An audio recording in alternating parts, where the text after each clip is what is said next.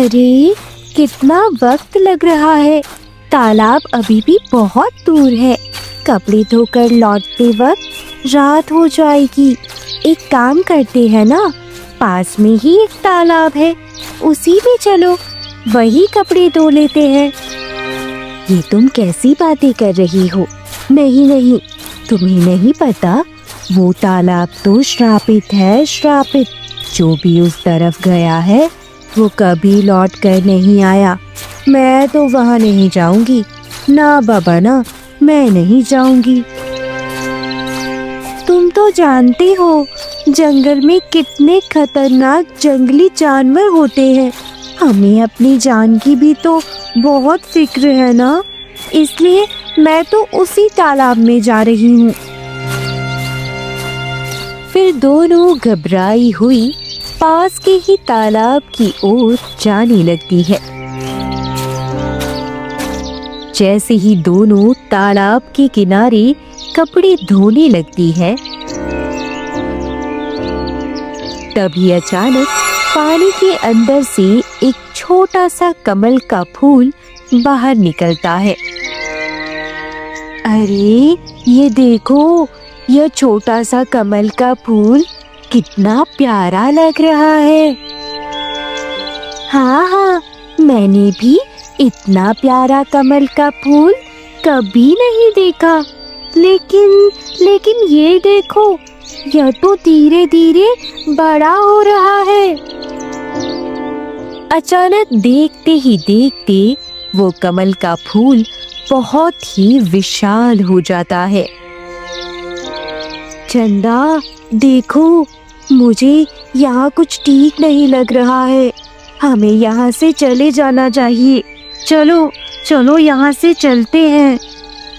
दोनों वहाँ से जाने की कोशिश करती है। तभी अचानक वो विशाल कमल उन दोनों को अपने अंदर खींचने लगता है।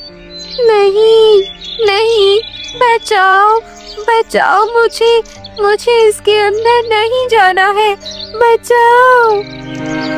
तेज आवाज के साथ दोनों उस कमल के फूल में समा जाती है। वो कमल का फूल फिर से छोटा हो जाता है और तालाब के अंदर गायब हो जाता है।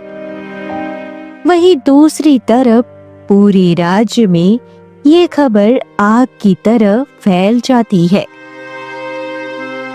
एक सैनिक घबराया हुआ दौड़ता हुआ महाराज के पास पहुंचता है।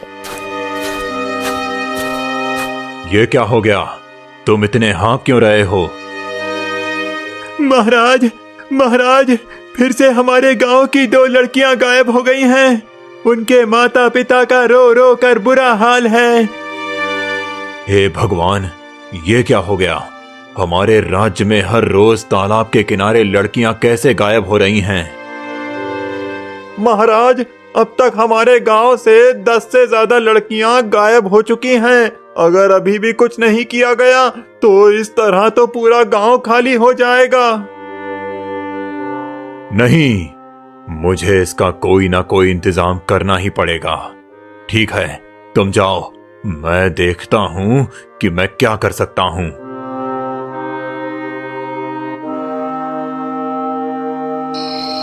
उसी रात राजा सूर्य नारायण घने जंगलों से होते हुए एक तांत्रिक के पास पहुंचते हैं।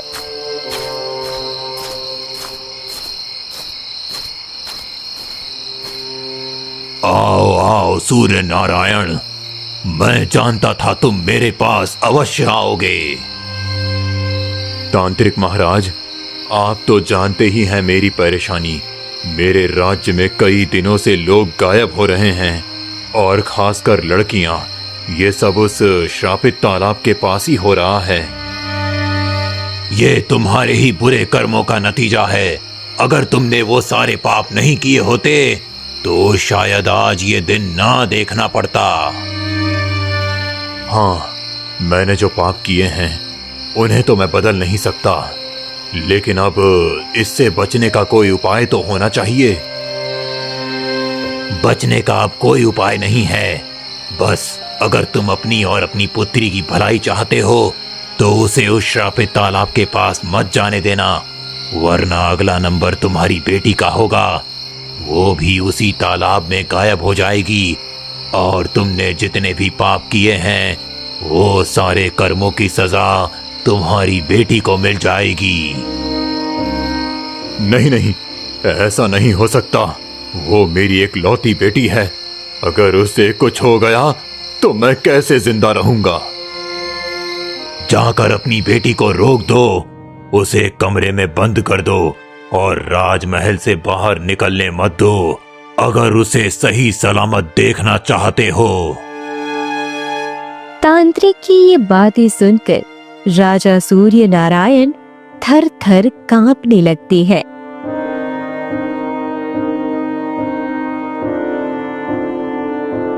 डरे सहमे राजमहल लौट आते हैं। ऐसे ही रात बीत जाती है।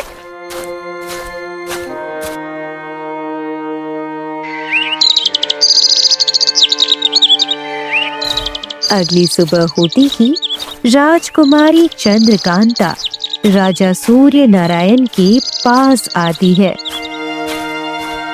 क्या हुआ है पिताजी?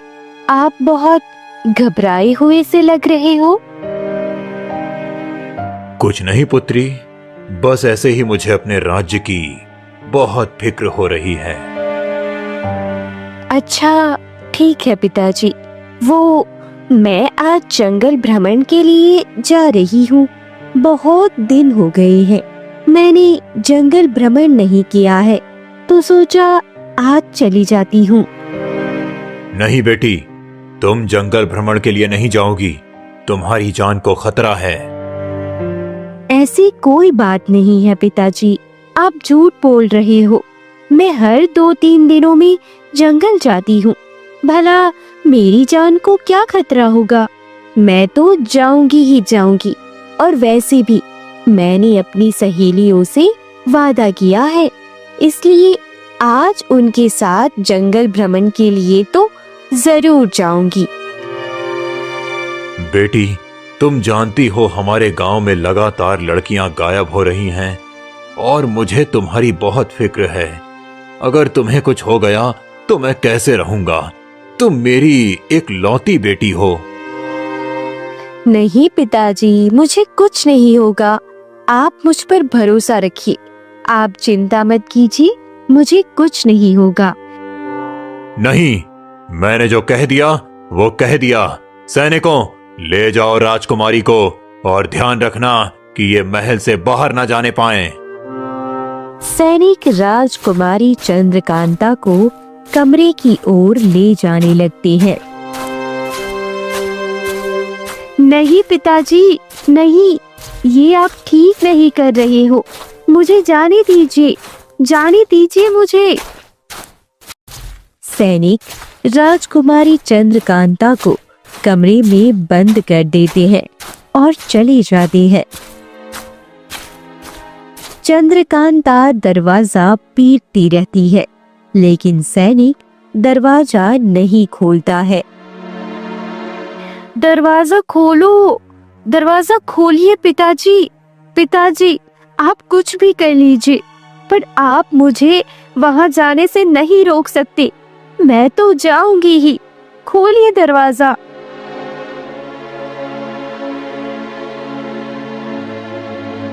रात होते ही चंद्रकांता खिड़की से बाहर निकलकर घने जंगल की ओर चली जाती है। पिताजी भी ना बेवजह परेशान होते हैं।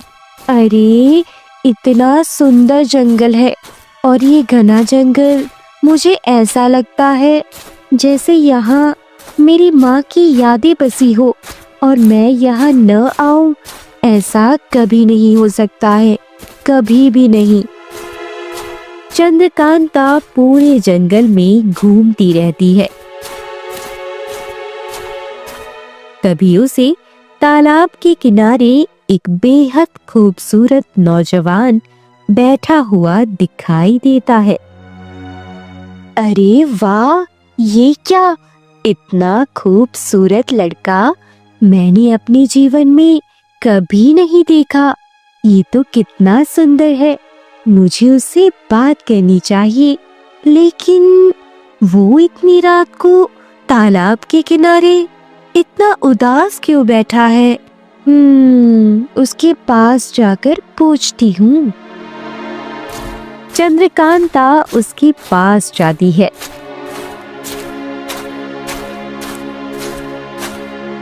सुनो युवक, तुम कौन हो और इतनी रात को तालाब के किनारे इतने उदास होकर क्यों बैठे हो? मैं वरुण हूँ। मैं बस चांदनी रात में इस तालाब की रोशनी देखने आया था।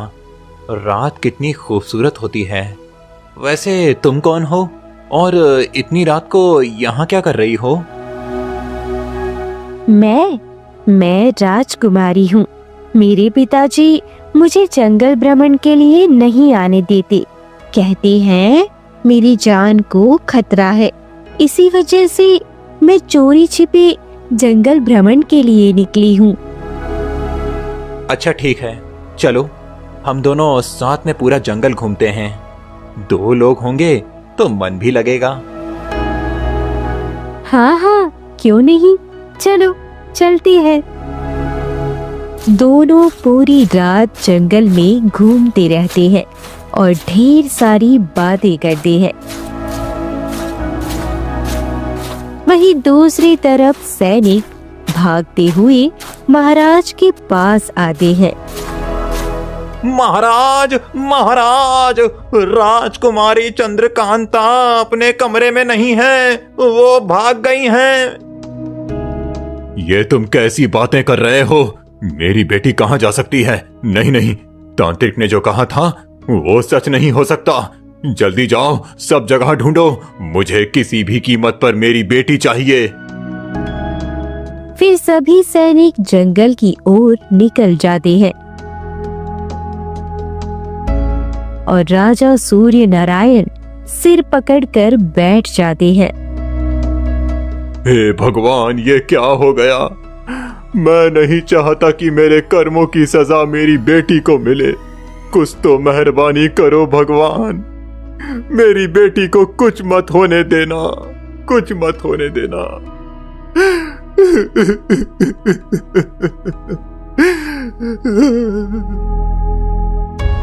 राजा सूर्य नारायण फूट फूट कर रोने लगते हैं।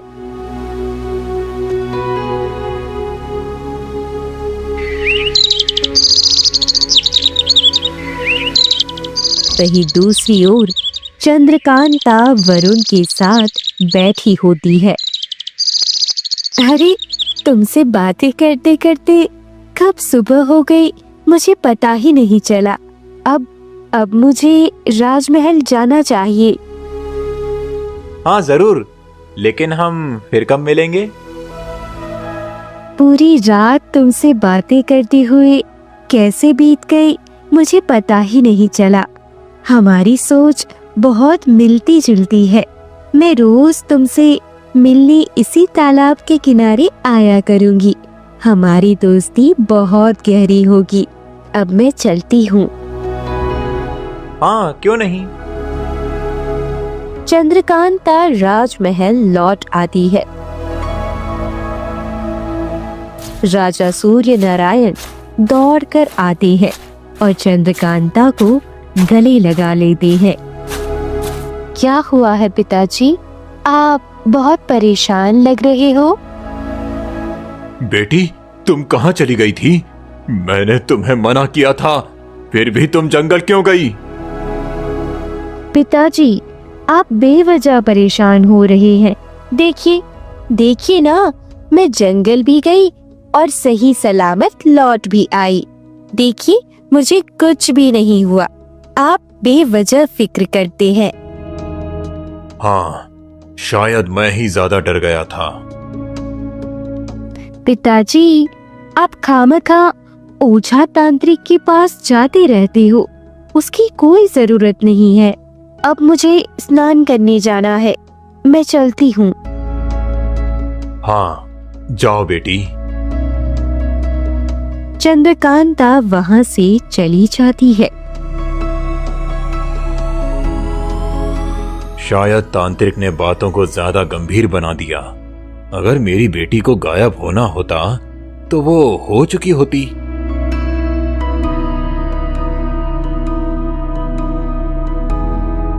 ऐसे ही 2-3 दिन बीत जाते हैं और चंद्रकांता रोज वरुण से मिलने जाती है और देखते ही देखते दोनों के बीच गहरा प्रेम हो जाता है। एक रात दोनों घने जंगल में बैठकर बातें कर रहे थे। वरुण, मैं तुमसे कई बार मिल चुकी हूँ और तुम्हारे विचारों से मुझे सच्चा प्रेम हो गया है। मैं तुमसे विवाह करना चाहती हूँ। मुझे भी तुमसे सच्चा प्रेम हो गया है, लेकिन शादी से पहले तुम्हें मेरे माता पिता से मिलना होगा। अच्छा ठीक है, फिर मैं तुम्हारे साथ चलने को तैयार हूँ। तो अभी चलो मेरे साथ। वरुण चंद्रकांता को तालाब के किनारे ले आता है। अरे ये क्या, तुम मुझे तालाब के किनारे क्यों लाए हो? तुम तो मुझे अपने घर ले जाने वाले थे ना? एक मिनट रुको, मैं तुम्हें अपने माता पिता से ही मिलवाने वाला हूँ। तभी तालाब के अंदर से एक कमल की कली निकलती है और धीरे धीरे विशाल होने लगती है। अरे ये क्या है? यह कमल इतना छोटा था और अचानक इतना बड़ा कैसे हो रहा है? मुझे यहाँ से जाना चाहिए। अब तुम कहीं नहीं जा सकती, तुम्हें मेरे साथ चलना ही पड़ेगा। नहीं, तुम मेरे साथ कुछ गलत कर रहे हो। मुझे नहीं जाना, मुझे कहीं नहीं जाना। अचानक कमल के अंदर से तेज रोशनी निकलती है और चंद्रकांता को अपनी ओर खींचने लगती है। चंद्रकांता और वरुण दोनों कमल के फूल में समा जाते हैं। दूर खड़ा एक सैनिक ये सब देख लेता है और दौड़कर राजमहल की ओर भागता है। क्या हो गया सैनिक? मैंने तुम्हें राजकुमारी पर नजर रखने को कहा था, तो तुम यहाँ क्या कर रहे हो?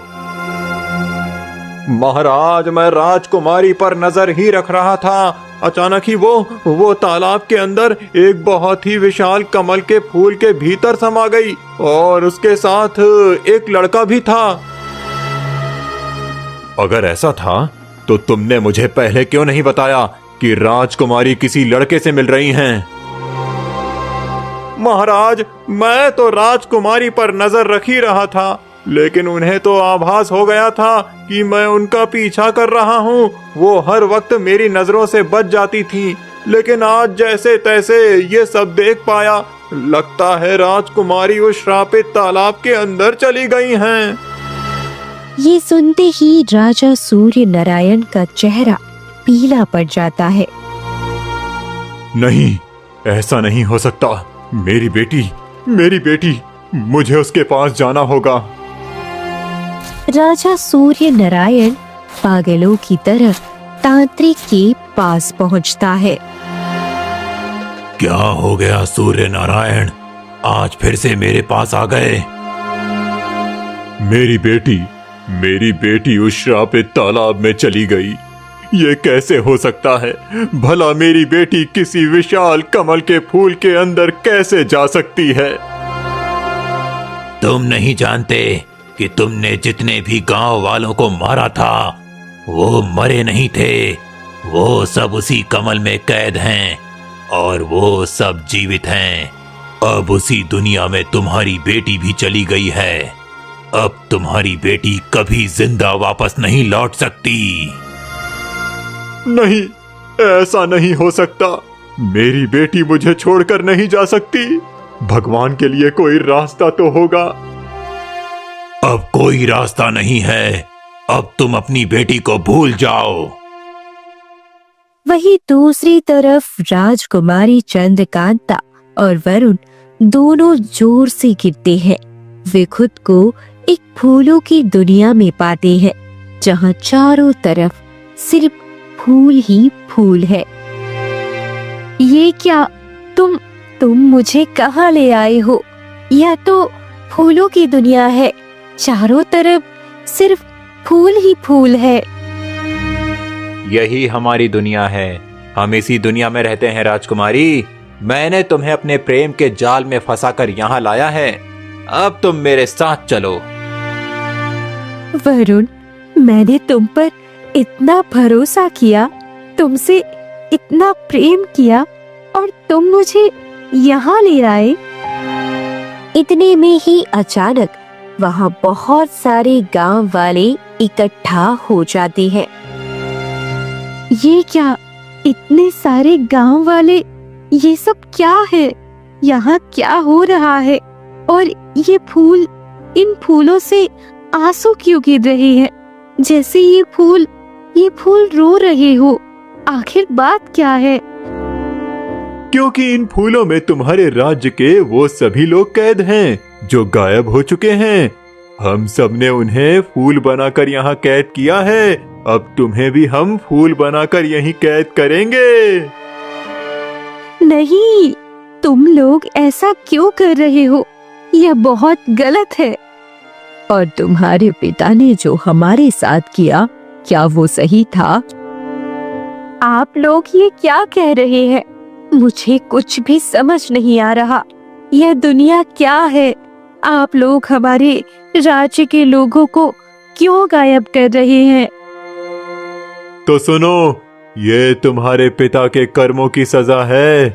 ये कहानी है 50 वर्ष पहले की, जब हमारा राज्य हंसता खेलता था।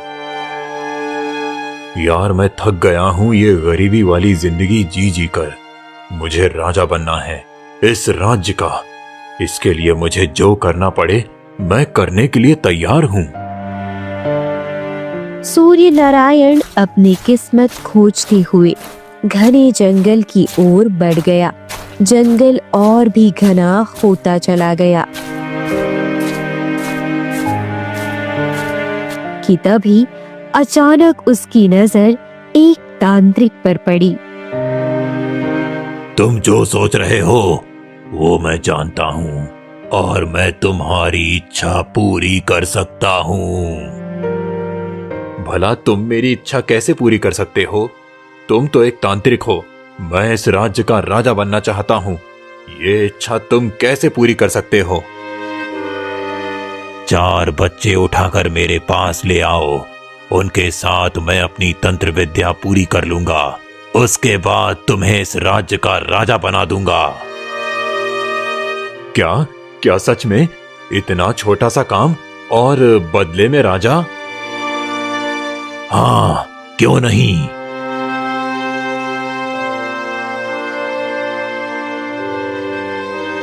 फिर उसी रात अंधेरे का फायदा उठाकर सूर्य नारायण गांव में जाता है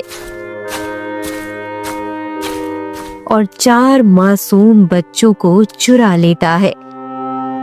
उन्हें लेकर वो तांत्रिक की झोपड़ी में पहुंचा।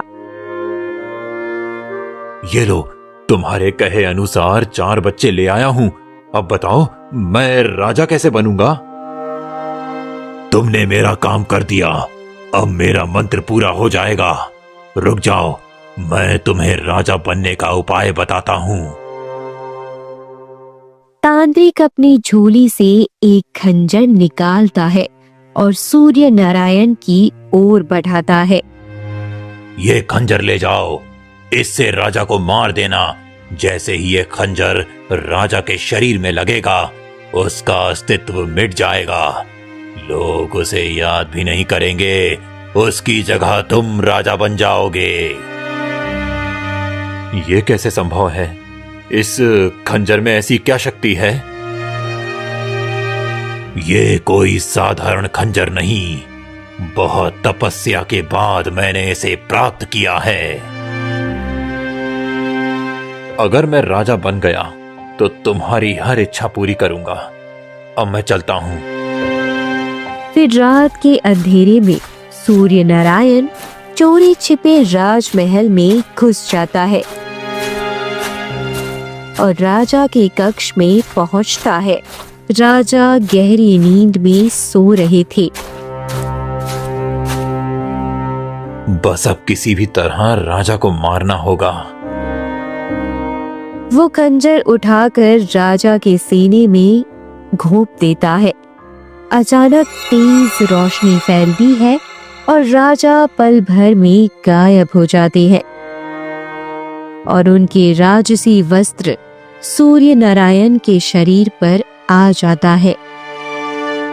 उसी वक्त एक सैनिक भीतर आता है। महाराज महाराज, आप यहाँ क्या कर रहे हैं? चलिए, पड़ोसी राज्य ने हमारे ऊपर आक्रमण कर दिया है। ये मुझे महाराज कह रहा है, मतलब अब राजा मैं ही हूँ। वह खुद को संभालता है। हे भगवान, ये तो सच हो गया, मैं राजा बन गया। जाओ, आता हूँ। कुछ दिनों तक सूर्य नारायण राजा बनकर राज्य पर शासन करता है। एक दिन वो अपने कक्ष में बैठा सोच रहा था। मैंने बहुत गरीबी देखी है। अब मैं अपने हिसाब से राज्य चलाऊंगा। मेरे राज्य में एक भी गरीब नहीं होगा। लेकिन गरीबों का करूं क्या? हाँ, सभी गरीबों को मार देता हूं। बच्चों को कारावास में बंद कर दूंगा। तब लोग कहेंगे मेरे राज्य में कोई गरीब नहीं है, जिससे आसपास के सभी राज्यों में मेरा सीना गर्व से चौड़ा हो जाएगा। तभी सैनिक आता है। महाराज, आपने बुलाया? हाँ, गांव में जितने भी गरीब लोग हैं सबको पकड़ो, बच्चों को कारावास में बंद करो और बड़ों को मार डालो। महाराज, गरीब तो बहुत हैं, ये बहुत बड़ा पाप होगा। मैंने जो कहा है वही करो। सैनिक मजबूर होकर गांव में जाते हैं, गरीबों को पकड़ने लगते हैं। अरे अरे, ये क्या हो रहा है? हमें कहाँ ले जा रहे हो? राजा का हुक्म है, तुम सब गरीबों को मार दिया जाएगा और बच्चों को कारावास में बंद किया जाएगा। ये कैसी बातें कर रहे हो? हम गरीब हैं तो क्या हमें जीने का हक नहीं है? ये कैसा राजा है? ये राजा का हुक्म है। सैनिक सभी गरीबों को पकड़कर तालाब के पास ले आते हैं और उन्हें तालाब में धकेल देते हैं। तभी सूर्य नारायण स्वयं वहां पहुंचता है। अच्छा काम किया। गांव के जितने भी गरीब थे सब इसी तालाब में है ना? हाँ महाराज, अब गांव में एक भी गरीब नहीं बचा। अब कुछ ही पल में तुम सब डूबकर मर जाओगे। तब मैं गर्व से कहूंगा कि मेरे राज्य में कोई गरीब नहीं है। तुम कैसे निर्दयी राजा हो? हम गरीब है तो क्या हुआ? हम इंसान नहीं है। हमें बाहर निकालो, बाहर निकालो हमें। भगवान के लिए हमें बचा लो। महाराज, अब क्या किया जाए? कुछ नहीं, यहाँ से चलो। मैंने पहरा लगा दिया है। कोई बाहर निकला तो उसे मार दिया जाएगा। राजा और सैनिक वहां से चले जाते हैं। हे भगवान, क्या गरीबों की सुनने वाला कोई नहीं है? क्या हमारे लिए जीने की कोई जगह नहीं है? तभी अचानक तेज रोशनी फैलती है और उसी रोशनी में साधु महाराज प्रकट हो जाते हैं। मैं तुम सबको यहाँ से आजाद तो नहीं कर सकता, लेकिन तुम सबको मरने से जरूर बचा सकता हूँ। पर हम बच भी कहाँ सकते हैं? बाहर निकलेंगे तो भी ये जल्लाद राजा हम सबको जान से मार देगा। ठीक है, तो मैं तुम लोगों को एक ऐसी दुनिया देता हूँ, उस दुनिया में तुम लोग जिंदा रहोगे, लेकिन फिर कभी उस दुनिया से बाहर नहीं आ सकोगे। क्या तुम्हें मंजूर है? वैसे भी हम लोग मर ही रहे हैं, तो ठीक ही रहेगा कि कहीं तो जिंदा रहेंगे, कहीं तो हमारा वंश रहेगा। ठीक है। साधु महाराज मंत्र पढ़ने लगते हैं। तभी अचानक एक बहुत बड़ा कमल का फूल प्रकट हो जाता है। सभी गांव वाले एक एक करके उस कमल के फूल के अंदर जाकर समा जाते हैं। जब तक कोई सच्चे हृदय से तुम्हें इस राज्य में रहने का स्थान नहीं देगा, तब तक तुम लोग इस फूल से बाहर नहीं आ सकोगे। तुम्हारा और तुम्हारे रहस्य का कोई समाधान नहीं कर पाएगा। तेज रोशनी फैलती है। वह बड़ा कमल धीरे धीरे छोटा हो जाता है और तालाब में गायब हो जाता है। ये सब सुनते ही राजकुमारी चंद्रलेखा की आंखों से लगातार आंसू गिरने लगते हैं। मेरे पिताजी ने जो किया वो बहुत गलत किया था। इसमें मेरी गलती तो नहीं है, लेकिन अगर मेरे मरने से आप लोगों को खुशी मिलती है और आपका दुख दूर होता है, तो मैं मरने के लिए तैयार हूँ। हाँ, मैं मरने के लिए तैयार हूँ। हाँ, क्यों नहीं? मैं तुम्हारे पिता का बदला तुमसे लेना चाहती हूँ। जब से हम इस दुनिया में आए हैं, हमारी जिंदगी रुक गई है। ना हमारी उम्र बढ़ रही है, ना हम यहाँ से बाहर निकल पा रहे हैं। मारो इसे, जान से मारो। लखन आगे बढ़ने लगता है। तभी वरुण बीच में आ जाता है। नहीं, आप लोग रुक जाइए। आप राजकुमारी को नहीं मार सकते। ये सच कह रही हैं। इसमें इनकी कोई गलती नहीं है। गलती महाराज की है। दंड भी महाराज को ही मिलना चाहिए। तुम ये क्या कर रहे हो? हमने योजना बनाई थी कि राजकुमारी को यहाँ लाकर मारेंगे, तभी राजा को सजा मिलेगी। उसने हमारे कितने बच्चों को जान से मार दिया, इसलिए राजकुमारी को मारना ही होगा। नहीं, ये मुझसे सच्चा प्रेम करती हैं और मेरे भरोसे यहाँ पर आई हैं। मैं कुछ भी हो जाए इसे मरने नहीं दूंगा। मैं राजकुमारी को यहाँ से वापस भेज रहा हूँ। तुम ये क्या कर रहे हो? हम लोगों से बगावत कर रहे हो? तुम्हें इसकी कड़ी सजा मिलेगी। राजकुमारी, ये मेरा तावीज अपने हाथ में रखो। इससे इस दुनिया से बाहर निकल जाओगी। वरुण ताबीज राजकुमारी के हाथ में दे देता है। जैसे ही राजकुमारी अपनी मुट्ठी बंद करती है, उसका शरीर धीरे धीरे गायब होने लगता है। ये तुमने ठीक नहीं किया। मारो, मारो वरुण को। सभी गांव वाले मिलकर वरुण पर टूट पड़ते हैं। नहीं, छोड़ दो उसे, उसे छोड़ दो, उसे कुछ मत करो, छोड़ दो उसे। तभी तेज रोशनी फैलती है और चंद्रकांता कमल की दुनिया से बाहर तालाब के किनारे आ जाती है। मुझे किसी भी तरह वरुण को इस दुनिया से बाहर निकालना होगा। सभी गांव वाले उसके खिलाफ हो गए हैं, सब उसे मार रहे हैं और मेरे पिताजी ने भी जो किया है वो बिल्कुल ठीक नहीं था। राजकुमारी चंद्रकांता परेशान होकर राजमहल पहुंचती है। सूर्य नारायण राजकुमारी को देखते ही उसके पास जाता है। पुत्री, तुम कहाँ रह गई थी? मैं बहुत परेशान हो गया था। बस कीजिए पिताजी, आप मेरे पिता बनने योग्य नहीं है। आपने राजा बनने के लिए एक राजा को जान से मार दिया।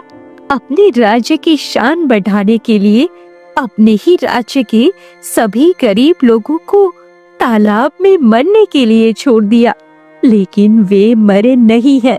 वे सब तालाब के कमल के फूल में कैद है और मैं उन सबको आजाद करके रहूंगी, चाहे कुछ भी हो जाए।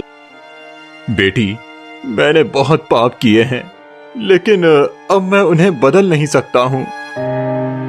आप नहीं बदल सकती, लेकिन मैं बदलूंगी। मैं उन सबको आजाद करके रहूंगी। आप मेरे पिता कहलाने योग्य नहीं है। चंद्रकांता राजमहल से निकल पड़ती है और घने जंगलों की तरफ बढ़ती है। और घने जंगल में आगे बढ़ते हुए चंद्रकांता को एक साधु महाराज मिल जाते हैं। क्या हो गया पुत्री? तुम बहुत परेशान लग रही हो। साधु महाराज, मुझे उन सभी लोगों को आजाद करना है जिन्हें आपने तालाब के कमल के फूल में कैद किया है। देखो पुत्री, उस समय उन्हें कैद करना मेरा उद्देश्य था। उन्हें बचाने का कोई और रास्ता नहीं था, इसीलिए मैंने वो रास्ता चुना।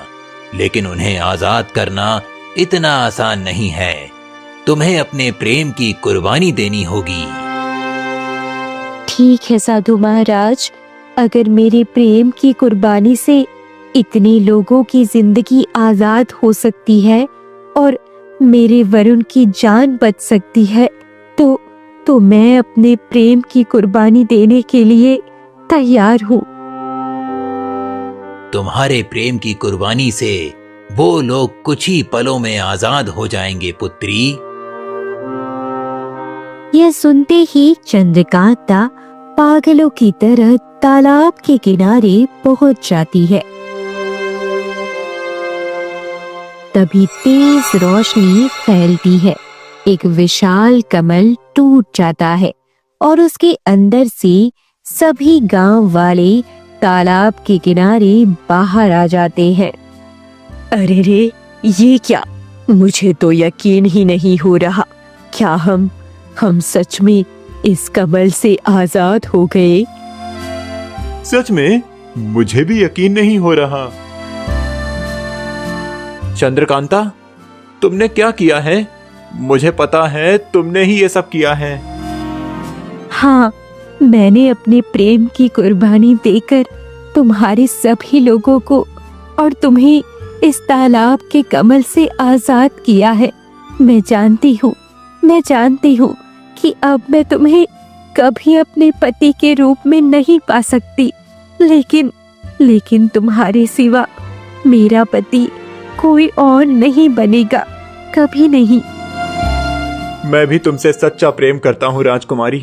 तुम्हें छोड़कर मैं भी किसी और को अपनी पत्नी के रूप में नहीं अपना सकता। तुम्हारे प्रेम के सहारे ही मैं अपना बाकी जीवन बिता दूंगा। माफ कर दो, हमें माफ कर दो राजकुमारी। मैं तुम्हें बहुत गलत समझ बैठी थी। मैंने सोचा था जैसा बाप होगा वैसी ही बेटी होगी, लेकिन तुम अपने पिता से बिल्कुल अलग हो। तुम हमारी रानी बनने के योग्य हो। आप लोगों की इच्छा से ही मैं इस राज्य की रानी बनूंगी और आप सबको वो सारे हक और मान सम्मान दिलाऊंगी जो मेरे पिताजी ने आप लोगों से छीन लिए थे। वरुण, अब मैं चलती हूँ। मैं तुम्हारी यादों के सहारे अपना बाकी जीवन बिता दूंगी। चंद्रकांता राजमहल लौट आती है। राजा सूर्य नारायण चंद्रकांता को देखते ही उसके पास आते हैं। बेटी, वो सभी लोग आजाद हो गए? क्या तुमने उन सबको आजाद कर दिया? हाँ, मैंने सबको आजाद कर दिया। बस अब मेरा एक काम बाकी है। आपको आजीवन कारावास की सजा दी जाती है। सैनिकों, पिताजी को ले जाओ और उन्हें आजीवन कारावास में बंद कर दो। ये आप क्या कह रही हैं राजकुमारी? ये तो महाराज हैं। नहीं, मेरी बेटी जो कह रही है वो सच है। मैं अपराधी हूं और अपराधी को सजा मिलनी चाहिए। आज के बाद इस राज्य की महारानी मेरी बेटी है। मेरी बेटी जो कहेगी वही इस राज्य का आदेश होगा। जो आज्ञा महाराज। सैनिक राजा सूर्य नारायण को पकड़कर काल कोठरी में बंद कर देते हैं। इसके बाद राजकुमारी चंद्रकांता राज्य की रानी बनती है।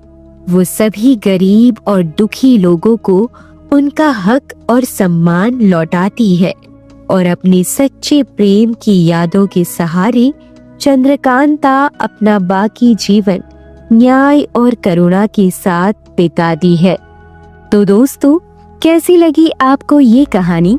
हमें कमेंट करके जरूर बताइए और साथ ही ऐसी अच्छी मजेदार कहानियों को देखने के लिए हमारे चैनल को सब्सक्राइब जरूर करें। धन्यवाद।